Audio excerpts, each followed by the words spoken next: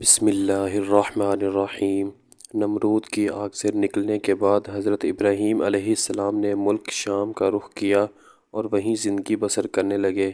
اس شہر میں آ کر حضرت ابراہیم علیہ السلام کا واسطہ ایسے لوگوں سے پڑا جو بڑے ہی خوبصورت اور اعلیٰ شان و شوکت والے کپڑے پہن کر کسی جگہ روانہ ہو رہے تھے۔ حضرت ابراہیم علیہ السلام نے ان لوگوں سے پوچھا کہ تم سب لوگ کہاں جا رہے ہو؟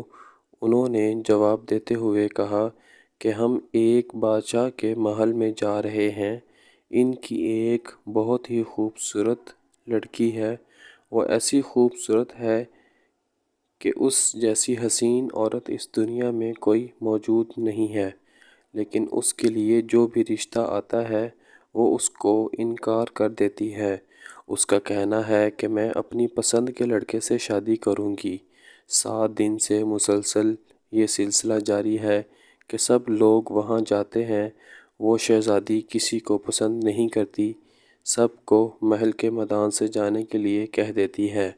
یہ بات سن کر حضرت ابراہیم علیہ السلام بھی ان لوگوں کے ساتھ اس بادشاہ کے محل میں یہ عجیب منظر دیکھنے چلے گئے۔ جب سب لوگ اس محل کے میدان میں آ کر بیٹھ گئے تو وہ شہزادی اپنی نوکرانیوں کے ساتھ بہت اچھے لباس اور چہرے کو ڈھانپ کر ایک بڑے سے برتن میں سونے چاندی کے جواہرات لے کر معمول کے مطابق سب لڑکوں کو دیکھنے لگ گئی۔ شہزادی نے دور سے دیکھا کہ آج ان لڑکوں میں ایک ایسا لڑکا ہے کہ جس کی پیشانی نور سے چمک رہی تھی۔ شہزادی نے اس لڑکے میں عجیب کشش محسوس کی تو وہ حضرت ابراہیم علیہ السلام کے پاس آئی اور سونے چاندی سے بھرا ہوا برتن حضرت ابراہیم علیہ السلام کی گود میں انڈیل دیا اور واپس جا کر اپنے والد کے ساتھ تخت پر بیٹھ گئی۔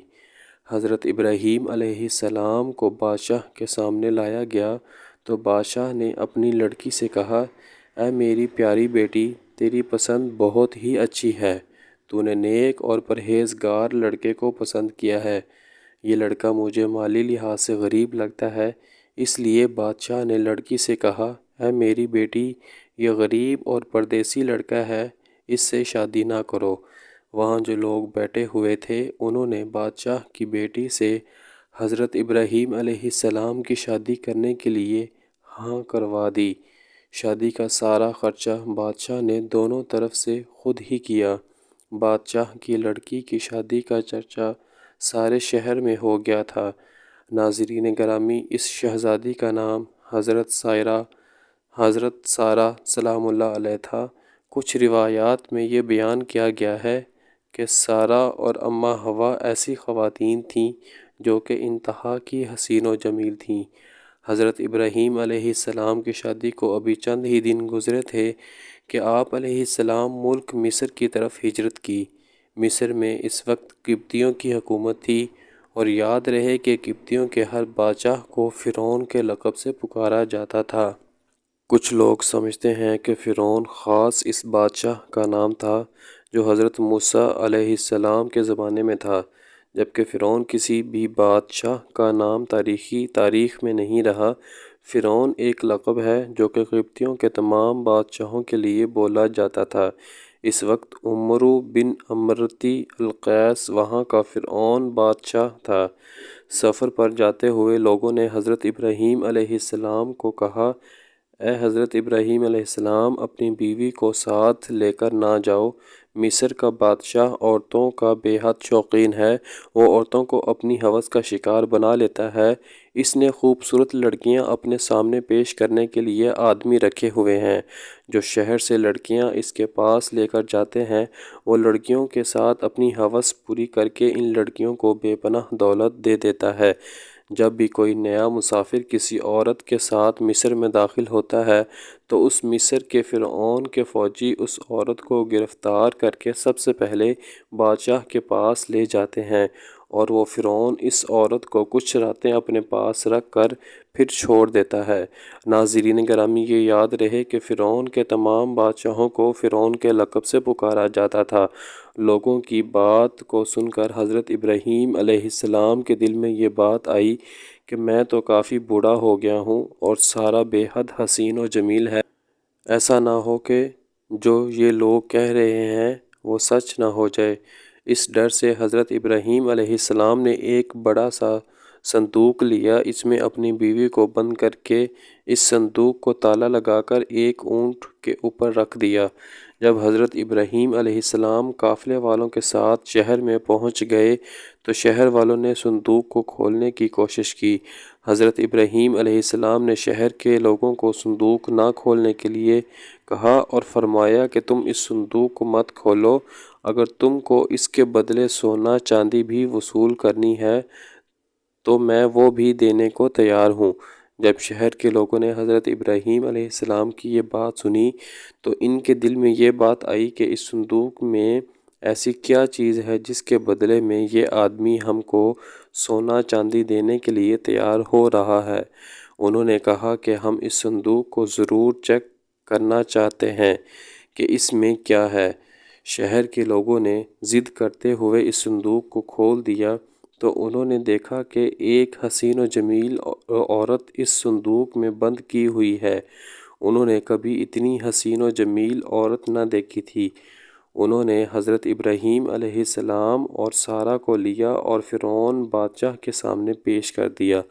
جب بادشاہ کی نظر سارہ پر پڑی تو بادشاہ نے حضرت ابراہیم علیہ السلام سے دریافت کیا کہ یہ عورت آپ کی کیا ہے؟ حضرت ابراہیم علیہ السلام جواب دیتے ہوئے فرمایا کہ یہ میری بہن ہے۔ حضرت ابراہیم علیہ السلام کا جواب سنتے ہی مصر کے بادشاہ نے کہا کہ تم اپنی بہن مجھ کو دے دو۔ حضرت ابراہیم علیہ السلام نے کہا کہ وہ خود جو فیصلہ کر لے وہ مجھے منظور ہے۔ سارہ نے کہا کہ میں پناہ مانگتی ہوں اللہ تعالیٰ سے۔ بادشاہ حضرت سارہ کے حسن کے بارے میں اپنے کارندوں سے آگاہ ہو چکا تھا۔ اس کی نیت جو پہلے ہی خراب تھی وہ اب اس کا ارادہ اور زیادہ برا ہو گیا۔ اب اس نے حکم دیا کہ اس لڑکی کو نہلا دھلا کر لباس فاخرہ پہنا کر میری خلوت گاہ میں لے آؤ۔ ملعون کے حکم کی تعمیل کی گئی۔ جب حضرت سارہ کو تیار کر کے فرعون کی خلوت گاہ میں پہنچا دیا گیا تو آپ وہاں پر اللہ کے حضور عبادت میں مصروف ہو گئیں۔ صحیح بخاری کی حدیث نمبر 2217 میں یہ واقعہ تفصیل سے درج ہے۔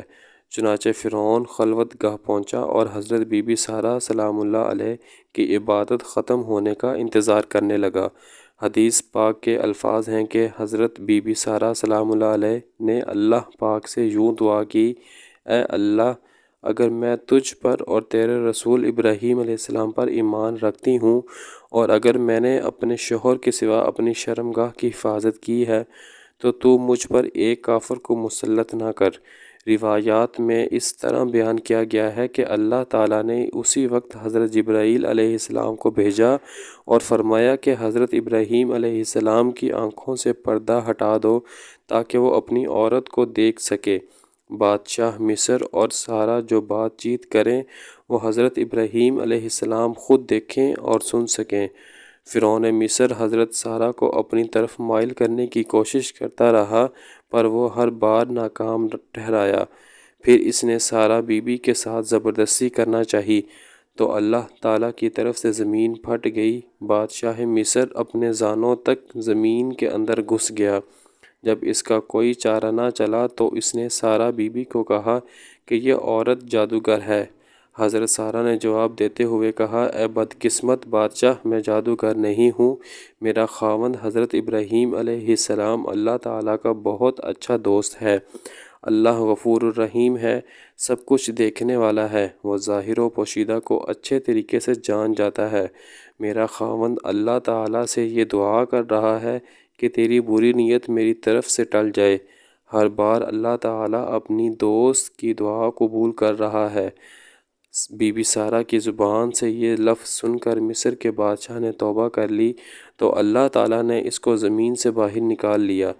جب وہ زمین سے باہر نکل آیا تو پھر اس کی نیت خراب ہوئی تو اس نے حضرت سارہ کو بد نظر سے دیکھا تو اللہ تعالیٰ کے حکم سے اس کی نظر جاتی رہی۔